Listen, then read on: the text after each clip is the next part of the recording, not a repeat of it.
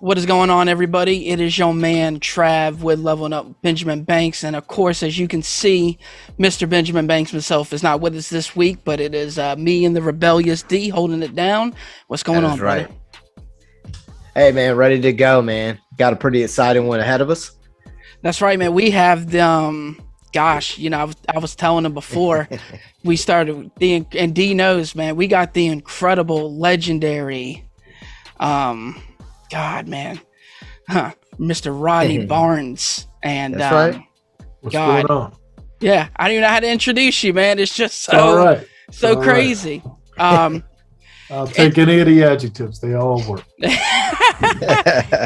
Because us, man, we're 90s kids, and 90s is kind of where you like really broke in to the business, and there's just so many classics for us that you've been a part of.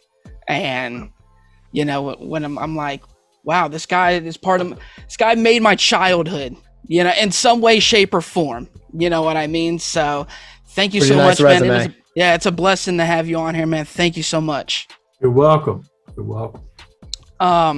So, usually I don't ask this question, but we always start these off with Banks coming in and asking the guests to kind of give their origin story. What was little Rodney like, growing up in Maryland? And, how did you have these aspiring dreams to be a screenwriter, a comic book writer, and just become who you are today?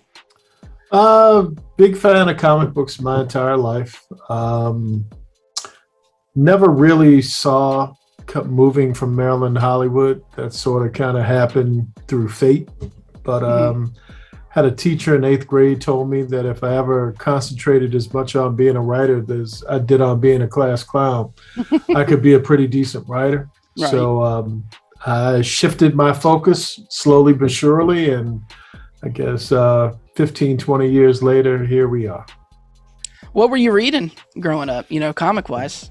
As a little kid, I was a huge Neil Adams fan. So anything that Green Lantern, Batman was primarily what he was famous for. Right. And then later, more DC, Legion of Superheroes, Swamp Thing, that type of thing. And then it sort of evolved to following writers and artists. I was a big Frank Miller fan with Daredevil and Dark Knight Returns, and then Alan Moore with Swamp Thing and Miracle Man, and et cetera, et cetera, et cetera. Yeah. And, D will tell you I've always been I'm still a DC nut. The new Swamp Thing is going on right now, and I've been I've been really into that. So that's just awesome to hear. Yeah. Now, Mr. Rodney, I got to ask before we get away from this, do you have a favorite hero, or who is it? Swamp Thing. I'd say Swamp Thing is probably my favorite character. Had the longest legacy, I guess, for my life. So, yeah, Swamp Thing. And you enjoy that show? Yeah, I mean, it was so short-lived that it was hard to really get into it as deeply as I would have liked to. But what I saw, I thought was really good. It was nice coming from, the older 80 Swamp Thing movies, and then seeing this portrayal of it and seeing what it could have been. And unfortunately, like you said, it was short-lived. Yeah. So, but let's, and it's, so originally, I just want to let people know, I had reached out to your, secretary, Carlos, who has been so good to us about getting you on here. And, just coming on here, really talking about Philadelphia, which is, your comic through Image. Yeah. And I'm kind of glad that it got pushed back out of October, and now we can really expand on your whole entire career versus the horror stuff, because I know you're such a fan of horror as well. Mm-hmm. Yeah, big fan. So you mean the Philadelphia issue 18 or the book in general? Yeah, well, I know. So bring us through all that, because you have the particular issue, and then I know there's a book in place, and I know I read somewhere there's a pilot maybe going on for a show. Well, Philadelphia's been going on. We just finished the third arc. Jason Sean Alexander and our team. This past month, I guess, issue 18 dropped. We do have, I just finished the Philadelphia pilot, and show Bible, and we have an actor attached to play James Sangster, and going through directors right now and filling out the rest of the cast, and it's moving along slowly but surely. All right, is that exciting or more It stressful is, than anything? but because I do television so much, it's like Right. it's more connected to. I think it'll be exciting once we have a network and we're going, but this part is more nerve wracking than anything else, trying to get things set up. Yeah. I do want to backtrack a little bit when you talk about through certain blessings, you came from Maryland, went out to LA. Did you have scripture or pastor? Like, how'd you even get on as far as being a PA to some of these sets? And because sometimes people like me are how do you even get to that level? You know what I mean?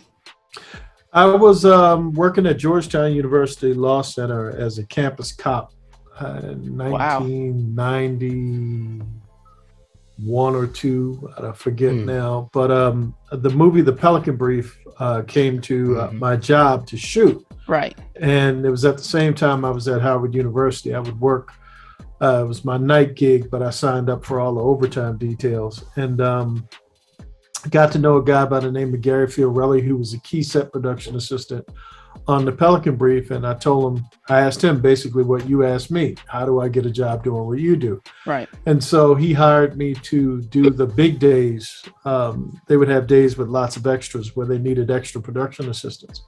And so I ended up quitting my job at Georgetown and working with him on a bunch of movies in the DC, Maryland area, Major League 2, Forrest Gump, Quiz Show, bunch of movies. And Wow. That was sort of how I got into, once you're in the system, you sort of figure out the rest of it and can go from movie to movie if you're fortunate enough. That's just wild to me. I mean, especially, kind of getting your feet on the Pelican Brief, which, or anybody who hasn't seen an incredible movie with Denzel Washington and Julia Roberts. That's just, when you started meeting these people, is this just kind of, I don't know if you necessarily meant Denzel, but does that kind of starstruck you a little bit? Not really. I mean, I guess I always appreciated his work and Julia Roberts' work. But when you're working with people, it's like going to work. It's like for a moment you recognize them and you recognize their body of work. But once you get in it, you're sort of working. So whatever stars struck this that comes along with it sort of fades as you're going about doing your job every day. Right. Did you have any playwrights that you kind of looked up to? I was a huge August Wilson fan as a kid, and in television, I loved Tom Fontana, his work on Homicide: Life on the Street, and basically everybody who was associated with that show. But Richard Matheson for The Night Stalker, and the guys that did The X-Files. I mean, I always had writers that I would follow. I always followed credits in television shows, and the things that I really, really gravitated to, I would follow names, And so. It's kind of the same thing for me, I'm a mix engineer in the music industry, and it's kind of the same where it's like when you really get involved, like when you're a nerd for that stuff, those credits, you're just skimming through them, picking up names and really just appreciating what they're bringing to the table versus your average listener, or in your case, watcher, where those names aren't really known. You know what I mean? Yeah. If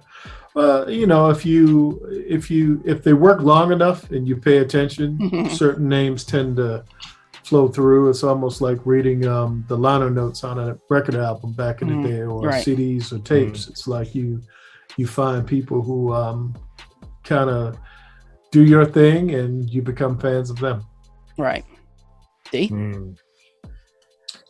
I want to backtrack. I got to go back. Trav, my man, has done his research. You are a fan of horror. Was there any particular horror movies that you favored growing up? Yeah, I mean, I'm mostly the same as what we're talking about with writers. I was like a George Romero fan or Wes Okay. Craven fan. Classic. Yeah, those guys. I think David Cronenberg. Just anybody who was a name at the time. John Carpenter, huge John Carpenter fan. Yeah. I would just, I was a movie geek anyway, so I would just sort of rummage through, and those were like the superheroes of horror films at that time. Oh yeah, for sure. I just followed those people, and big Stephen King fan too. So my plate was full when it came with horror. Oh yeah, you grew up in a great time to be a kid and love horror. Yes. Even if it scared you half to death, you were still in a good time for it. So yes, it was. Yes, it was. Now, you've done writing for Marvel's The Runaway. I'm more of a Marvel guy. Did you generally enjoy that just because you are like a comic book guy? Runaways was cool because it was a taste of the Marvel universe, even though it was outside of the Marvel universe. But it was great working with Jeff Loeb and all the other cool Marvel folks. And that was how I got my first comic book assignment, because I made it known once I started on the TV shows that I'd love to do a book. And they gave me Falcon, which was my first comic book gig ever. Wow. And but that came from the TV show. Yeah, for sure. That had to be exciting. It was scary because I didn't know what I was doing. But right. You had to either get in. It's like swimming. You just either jump in and figure it out, or you wait. So I just jumped in. Now, was that something, getting on with the Marvel Runaways, being the Hulu project, was that something you already had a relationship with somebody over at Hulu? Or did you put feelers out there that I'm interested in working with comic, entertainment? Neither. My agents said they were looking for, the show was looking for someone who did what I did. They read a sample of my, one of the television screenplays I'd done for something else and liked it, brought me in for an interview, and things worked out. You don't hear about that a whole lot. We know agents as far as actors and, sports guys and stuff like that, but you really don't hear about agents as far as behind the scenes people. So you guys are all having agents too, just being writers or producers or anything like that. I got a bunch of agents and a manager. So I have representatives. Yeah. Now, Mr. Rodney, I want to roll over to another question. A little, not really, I guess it's still on the subject, but I'm just curious. Do you have any, I don't want to say rituals, but any procedures that you take on when you have writer's block? Is there anything that you do to kind of get yourself back in the groove, or reminding myself that I have bills helps. I just, I don't think I've ever had writer's block per se. Okay. I just get up in the morning every day and write.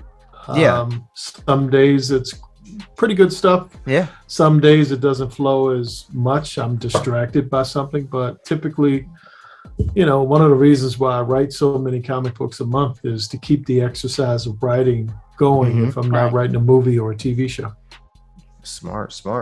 And you hear about that a lot more now, where a lot of comic writers are coming into the entertainment field, and it was kind of reversed for you. You started over there and then writing for comics, but I've noticed that now in this day and age where there's a lot of back and forth between comic book writers and screenwriters, where they're kind of doing a little bit of both. That's what I hear. I know a few, not too many, but I know a few. Right. Now, Mr. Rodney, I've seen that you've done work on Wu-Tang and American Saga. I want to take this in a musical direction. Are you a music guy? If so, what are your go-tos? Do you have any classic people that you like to listen to from time to time? I listen to music. A lot of different folks, a lot of different types of music, jazz, some hip hop, some R&B, some rock. It's like a little bit of everything. I like it. Sometimes when I'm writing, I'll listen to movie soundtracks. I'll throw on Blade Runner or The Exorcist or something, and just let that play while I'm doing what I do. So I love music. Yes, sir. Okay. I had to ask. Yeah, I man. see. Yeah, I see the cowboy shirt. I'm gonna save that for later, though. It's all right. I Yeah. He addressed it already off asked air. me. He already asked me I about it, addressed it and off air. it's just a shirt that fits. Hey, I No like it. loyalties. I know they lost today, but no loyalties. Yeah, I hear you. I hear you, sir. It's just so cool because, you know, again, we're 90s kids and Wu-Tang was such a big Mhm. thing for 90s hip hop. And this show is really, really good on Hulu. Do you have a certain member that you really enjoy writing for on the show? I'll say RZA because Uh-huh. he gave me a blurb for Philadelphia, and I sat next to him for a year. And That's really so cool. I'm going to say Wow. RZA. All right, that's fair. I like that. Are any of them kind of on the set? You know, I know RZA. RZA was always there, right because you know he's real involved in entertainment, anyways. Yeah, RZA was always there as one of the executive producers of the show. He would come and go, but Mhm. for the most part, didn't see a lot of the others unless they were coming in to give us an interview.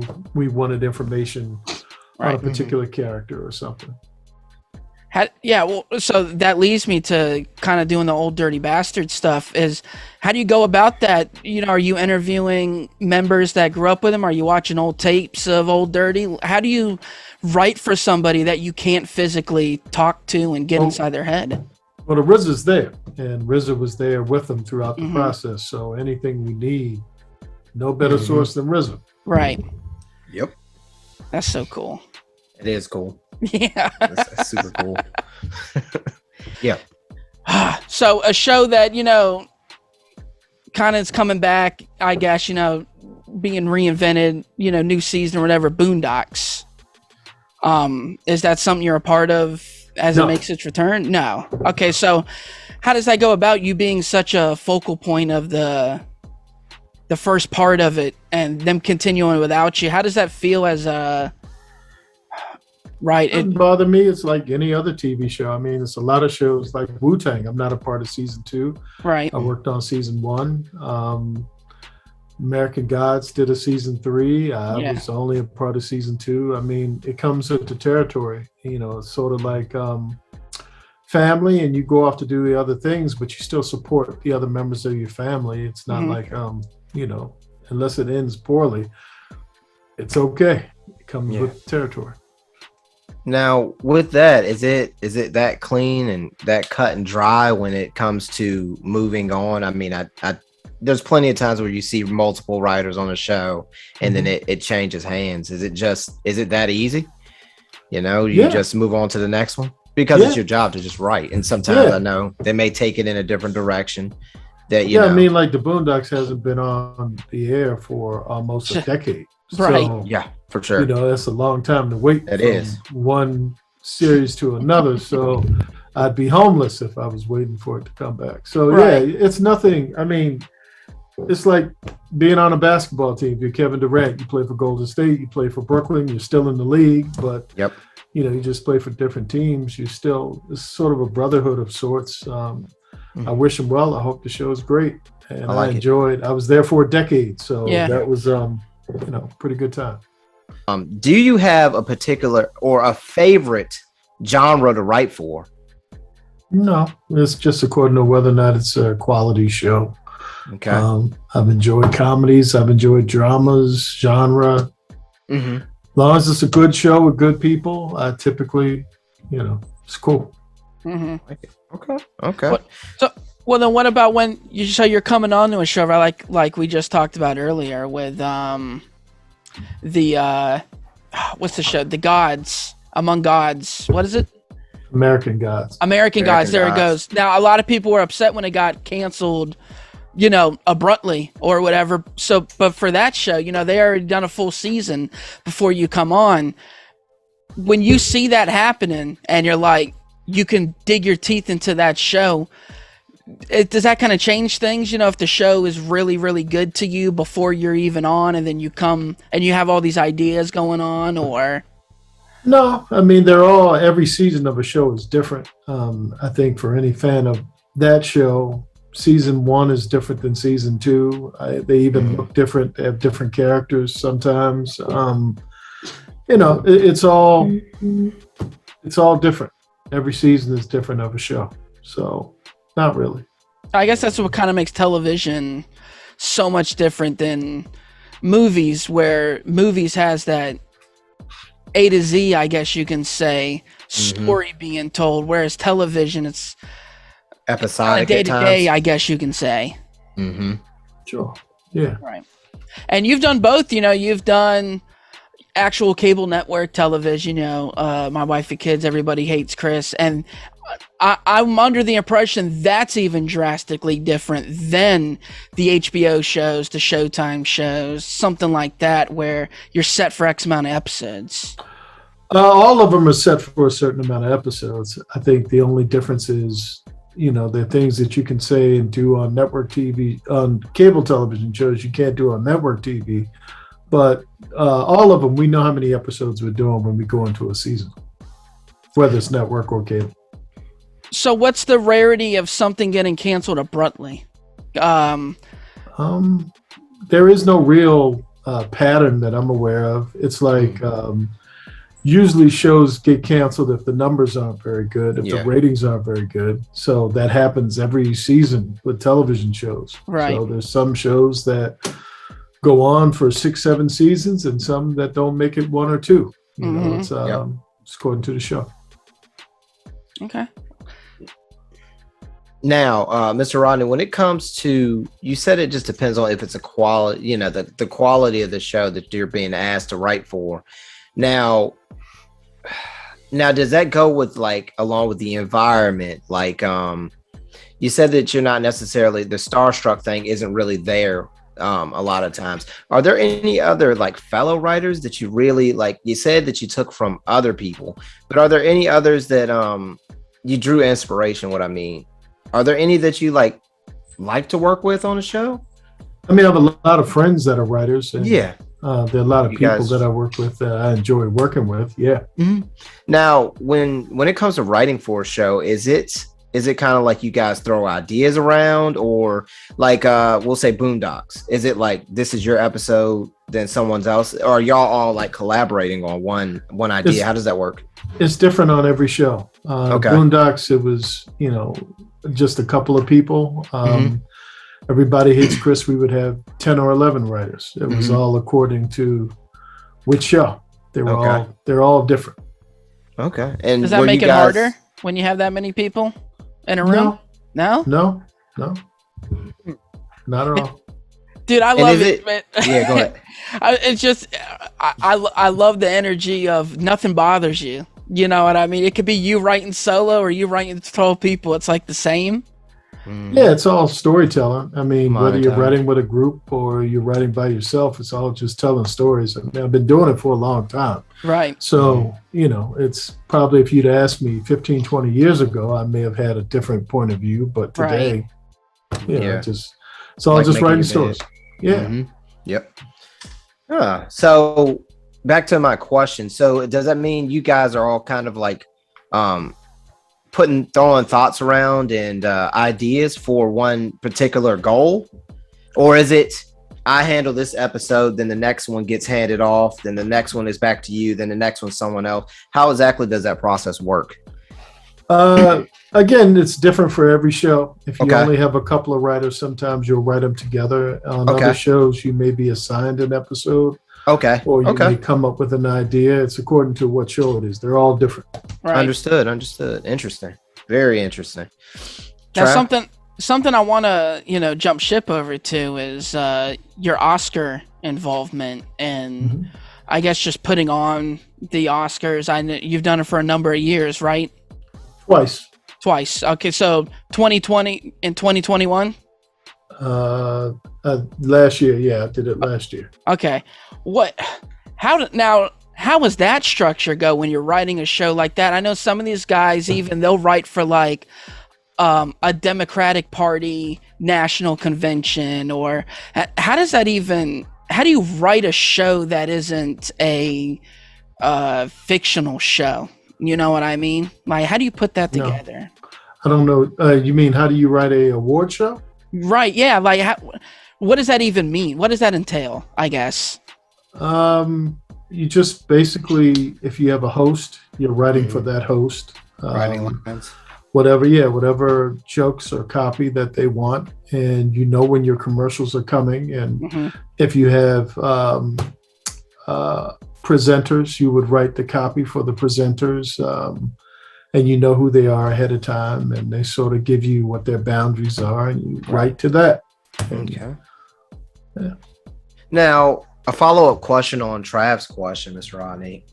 Now, you say that you know when your commercials are coming for like an award show, or now how do I want to now is one harder to write for than the other? I mean, you have been doing this, you're seasoned, so it's all just like it's like asking someone if building a type of house, if you're a construction worker, is different than building another type of house.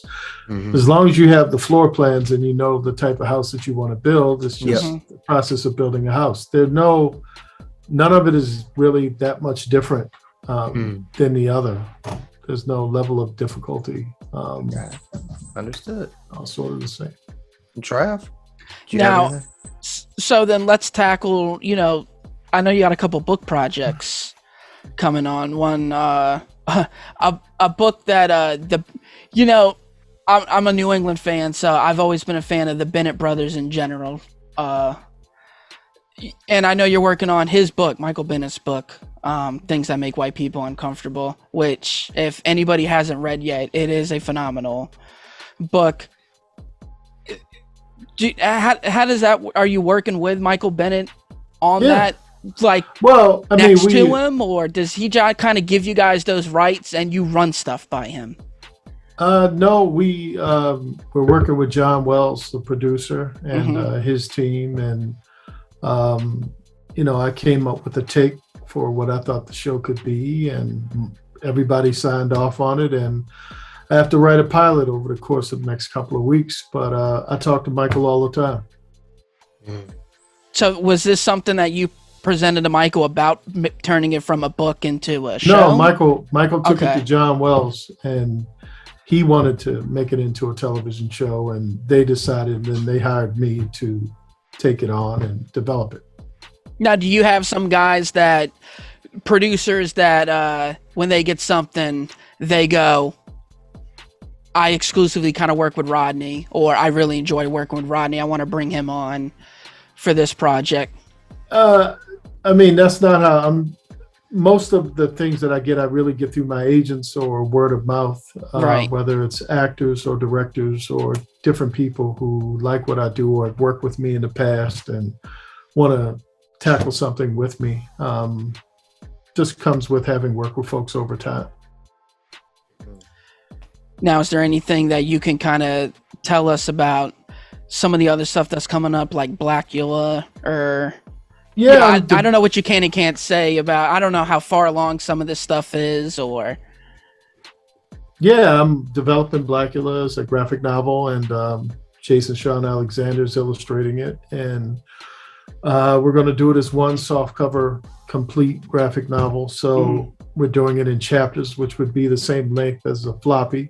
Okay. And Jason's already illustrated chapter 1, and I've written chapter 2, and. It's a 5-chapter book, so just, as soon as he's finished or he tells me he's close to being finished, I throw another chapter at him and just kind of keep it going in rotation. Now, is there a difference for stuff like this where it seems like it's more of a passion project than it is of a job, quote unquote? No, I'm passionate about all my jobs too. It's just, it's all just writing. I don't really, it's like,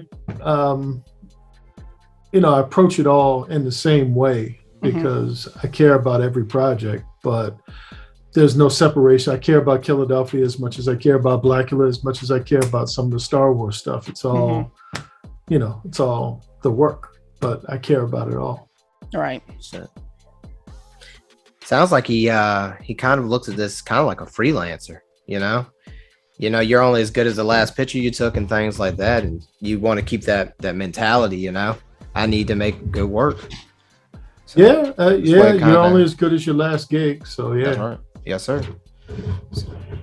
Well, then, you know, since that's kind of the mindset of I put my all into everything.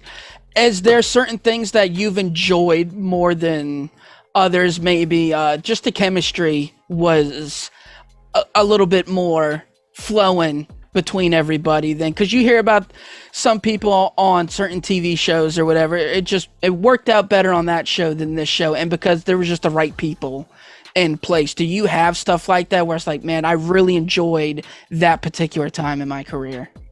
I think Jason and I doing Philadelphia is probably something that I enjoy as far as books are concerned. Not so much with television, but certainly with books, I'd say Philadelphia. Now, Rodney, I wanna go back to early in your career. Were there any particular writers that really, you know, you would go to them with like kind of like a Padawan and their master? Did you have anybody like that in your corner? Someone you just kind of, if you had a question about something, you went to them specifically first before, you know?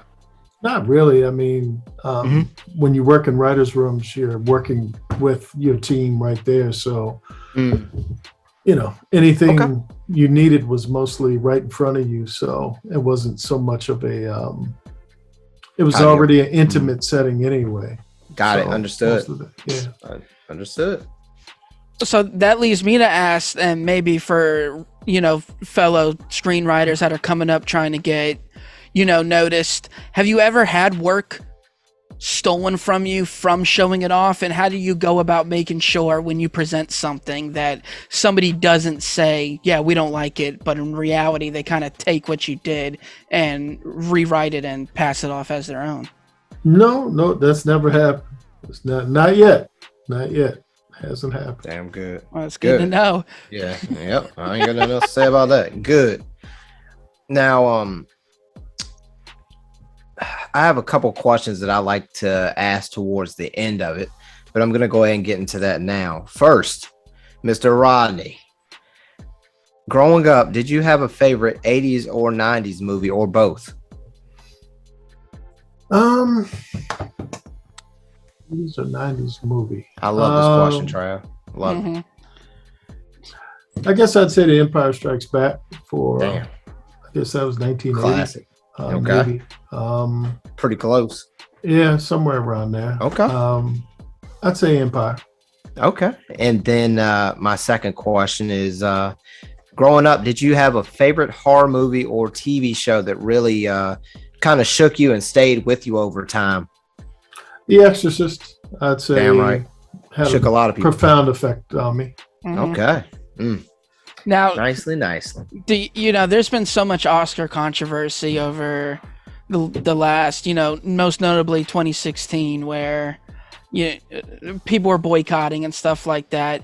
Do you think that it's starting to finally evolve where it's getting more diverse in their selection of nominees? Yeah, I mean, I think it's always had some. I think you're talking about specific categories like Best Picture and probably the top 5 categories. Yeah. Every year is different because it's according to, you know, what movies are out. I think it's hard really right now with COVID and people not really going to the movies in the same way to evaluate it as you would were we not in a pandemic. But I'm optimistic things are getting better. All right. How do you think they evaluate that stuff then? If box office numbers are dipping, are they going to have to change the way? I don't want to say necessarily they go off of box office numbers, but I would assume that it plays some sort of a factor in selections. Do you think they'll kind of have to change how they look at a success for a movie than actual physical dollars?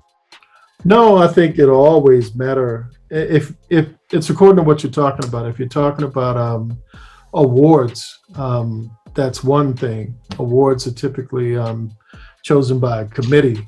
And if you're talking about success for a box office, I think people are slowly but surely starting to creep back into the movie theater. So probably in a year or two, things will be what they were. Mm-hmm. And I can tell you, I've personally have been to the movies. I mean, this month alone, I've already seen 4 movies in theaters. Just because I'm just such a experience I want to experience a movie, not just watch a movie. And it's cool that HBO Max offers these same day releases, but some stuff you have to experience. Dune was like that for me. And then I'm a support guy, right? So, a movie like King Richard coming out, I want to support that movie. I could watch it for free on HBO Max, quote unquote, but I'd rather go to the movie theaters and show my support by showing up. You know what I mean? Yeah, I do.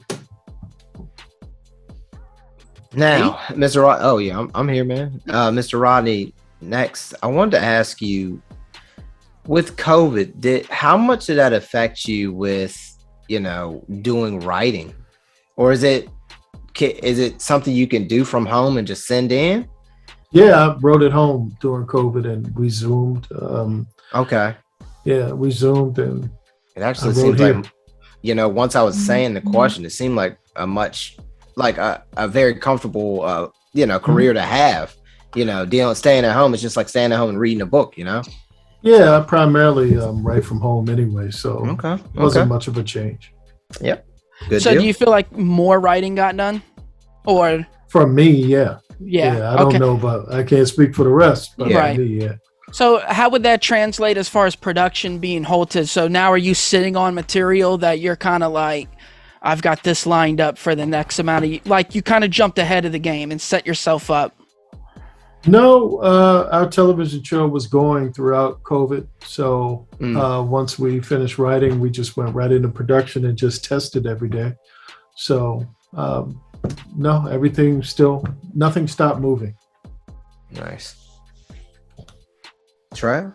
Okay. Well, I don't want to keep you insanely long because, we're coming up on an hour and, your time is money. And I really appreciate you, dealing with us and the technical difficulties and all the stuff that people at home didn't get to see. But again, I kind of said it off the air. Maybe I said it on air, but again, you just been a part of so many movies, stuff we didn't even get to talk about, stuff you did on Major Payne and, your early career stuff before you really started writing and getting involved in who you are now. But just being a comic guy and super into movies and television and media and you kind of doing it all, this is so awesome just to kind of have you on the show and pick your brain a little bit. I appreciate you guys having me. Yeah. Yes, sir. Thank you. So if you want to go ahead and kind of let everybody know what it is you have coming out soon or, your socials or anything like that. I guess the next thing is the Lakers show I'm doing for HBO, which will come out in March of next year. And I guess comic book wise, there's Nita Hawes' Nightmare Blog #2 coming out next month. James Bond #2, Army of Darkness #3, both of them coming out next month. About it for now. You can find me at the Rodney Barnes on Twitter and on Instagram. Nice. D? All right. And you can find me as always at rebellious_D23 at Instagram.com. That's right. You can also find me personally on the Instagram at ZK Audio, on the Twitter at TRAVIOSZK, and of course you can download the podcast on Apple Podcasts, Spotify, Stitcher, iHeartRadio every Tuesday, with the video version coming out on Friday on YouTube, and that is at Leveling Up Banks. Rodney, man, really appreciate you.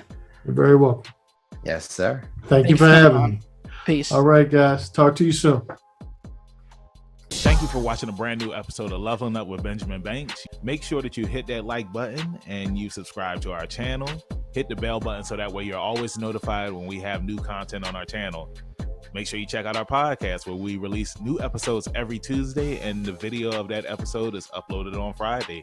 And you can find new episodes of our podcast on all podcast platforms. Make sure you follow all the Leveling Up with Benjamin Banks social media accounts at Leveling Up Banks on Facebook, Twitter, and Instagram. Also, we have a Patreon. If you're feeling generous and would love to donate to us, it's at Leveling Up Banks. And huge shout out to our patrons. We really appreciate you and thank you for the support. We'll see you next time on Leveling Up with Benjamin Banks.